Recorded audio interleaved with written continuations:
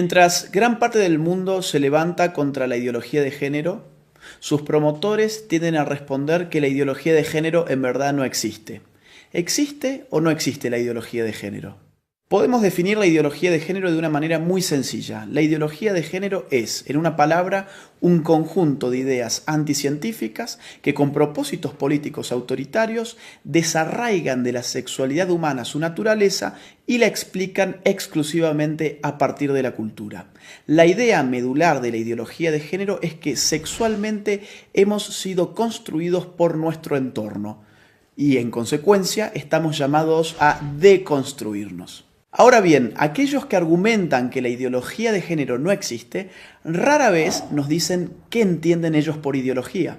Ideología tiene dos grandes acepciones. Una acepción clásica que entiende a la ideología como un conjunto de ideas contrarias a la razón, contrarias a la ciencia.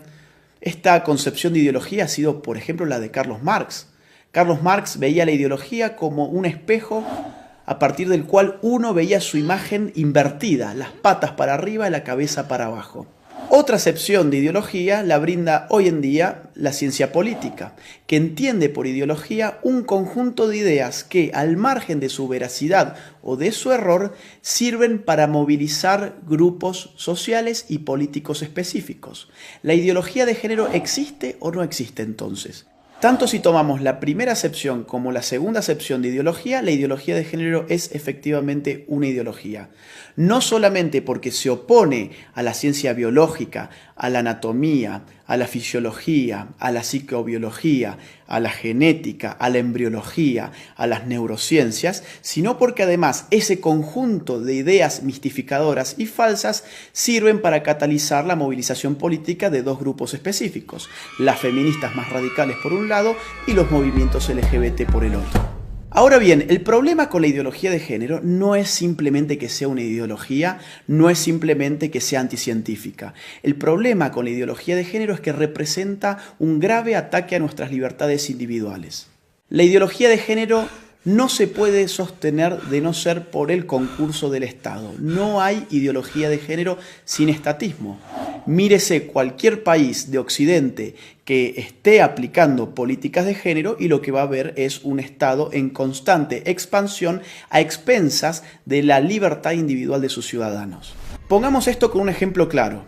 Supongamos que Juan se autopercibe como Superman. Él tiene toda la libertad y todo el derecho del mundo de autopercibirse como él quiera hacerlo. Supongamos que Juan, que ahora se autopercibe como Superman, nos dice que se va a arrojar desde un rascacielos. Juan evidentemente puede hacerlo. Lo que no tiene derecho Juan es formar un lobby de personas que se autoperciben como superhéroes y obligarnos a nosotros los ciudadanos a que los percibamos como ellos se autoperciben y mucho menos obligarnos a financiarles sus capas de superhéroes, a financiarles sus tratamientos para convertir su cuerpo en el cuerpo de superhéroes y mucho menos meterse en la conciencia de nuestros hijos y educarlos a través de un sistema adoctrinante en que ellos también pueden ser como Juan el superhéroe.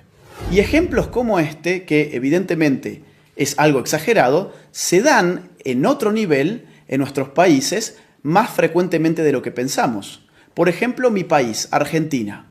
Un señor llamado Sergio cumple sus 60 años. Ocurre que en la Argentina las mujeres se jubilan con 60 años y los hombres con 65. Sergio, muy perezoso, dice: no quiero ir a trabajar más y tengo un estado que me dice que la sexualidad depende de mi autopercepción, que yo soy sexualmente aquello que yo defino ser, no solamente para mí mismo, sino para los demás. ¿Qué hizo entonces Sergio? Fue al Estado, se cambió su sexo frente al Estado, estafó al pueblo argentino porque ahora se jubiló 5 años antes. En Argentina también estamos pagando con nuestros impuestos un programa de televisión pública que se llama Todes. Sí, Todes, porque ahora todos somos tan tontos que no sabíamos hablar y estas élites iluminadas de la ideología de género nos van a reeducar en nuestra forma de hablar. Eso es lo que se llama lenguaje inclusivo y en la Argentina ya lo estamos pagando con nuestros propios impuestos. Veamos otro tipo de ejemplo, un caso argentino, el de Babi Echecopar. Un periodista, locutor, tiene un programa de radio, fue muy crítico con las feministas y recibió una sanción de la justicia. La justicia le ha ordenado ahora al señor Echecopar que él tiene que darle un espacio en su programa radial a feministas y, entre comillas, especialistas en género, durante X cantidad de minutos todos los días. Babi Echecopar y todo su equipo tienen terminantemente prohibido refutar a las feministas y a los especialistas de género antes, durante y después de su participación. En Europa, por supuesto, esto adquiere ribetes más radicales. Veamos el caso de Suecia. El partido de izquierda recientemente propuso una ley para obligar a los hombres a orinar de sentados en los baños públicos.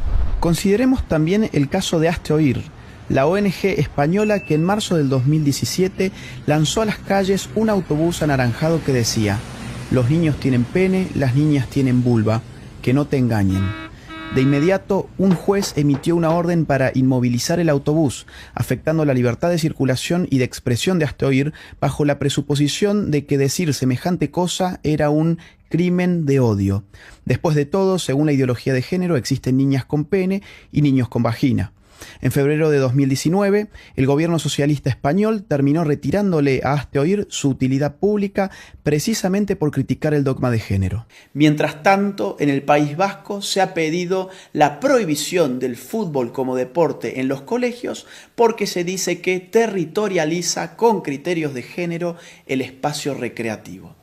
¿Tanto se mete el Estado en tu vida bajo la hegemonía de la ideología de género que, por ejemplo, tomemos el caso canadiense?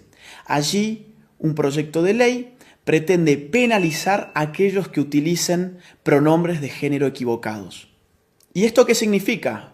Por ejemplo, yo, llamándome Agustín, si en Canadá digo que en verdad soy Agustina y me autopercibo como una mujer, y un canadiense se confunde y me trata a mí como él en vez de ella, yo podría judicializarlo y él podría terminar hasta 6 meses preso por no aplicar el pronombre de género correcto respecto de mi nueva identidad de género. Pensemos, si no, en otro reciente caso de la Argentina.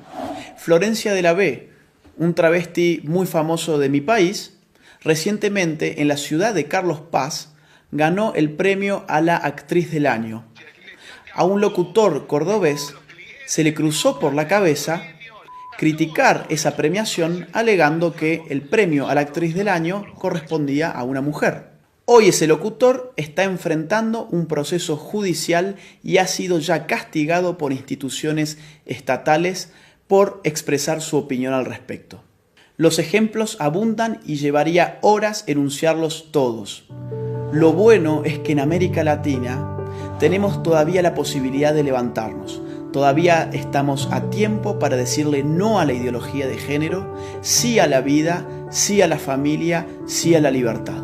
La ideología de género ofrece liberación, pero uno da vuelta a la página y se encuentra en todos los casos con una nueva prohibición. Se encuentra con un Estado avasallando los derechos individuales de sus ciudadanos, aumentándole los impuestos, diciéndoles qué pensar, qué no pensar, cómo hablar y cómo no hablar. Nadie que defienda verdaderamente la libertad individual puede estar en favor de una ideología que no solamente amplifica las dimensiones del Estado, sino que se mete con lo más íntimo del ser humano, con su conciencia.